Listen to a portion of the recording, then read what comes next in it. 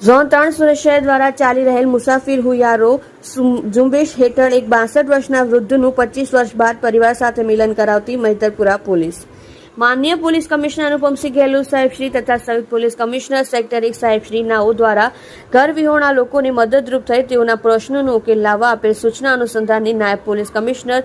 Zone 3 નાઓ દ્વારા મુસાફિર હુયારો મુહિમ ચાલુ કરેલ, જે અંતર્ગત એક વૃદ્ધ નામે મોહમ્મદ ઇલ્લાઈ મુલ્લા ઉંમર વર્ષ 62, મૂળ વતન સાંગલી મહારાષ્ટ્ર, જેઓ લાકડીની સહારે ચાલતા હોય અને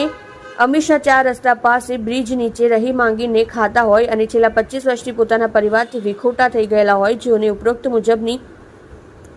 નાયબ પોલીસ કમિશનર ઝોન 3 સુરત શહેરનાઓ દ્વારા કરાયેલ મુહિમ મુસાફિર હુયારો અંતર્ગત મદદનીશ પોલીસ કમિશનર એ ડિવિઝન સાહેબશ્રી તથા police inspector Shri HM Chauhan તથા police inspector Shri UJ Joshi નાઓની રાહબરી હેઠળ તથા ગલે મંડી ચોકીના પોલીસ સબ ઇન્સ્પેક્ટર AS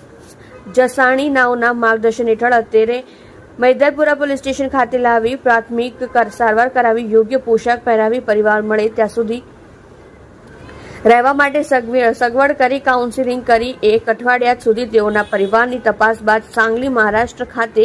રહેતા તેમના પરિવારનો સંપર્ક થતા તેમના દીકરા ફિરોઝનો સંપર્ક થતા જે અત્રે સુરત ખાતે આવતા જેની ખરાઈ કરી આજરોજ આ વૃદ્ધનું 25 વર્ષ બાદ તેઓના પરિવાર સાથે મિલન કરાવી પ્રશંસનીય કામગીરી કરેલ છે।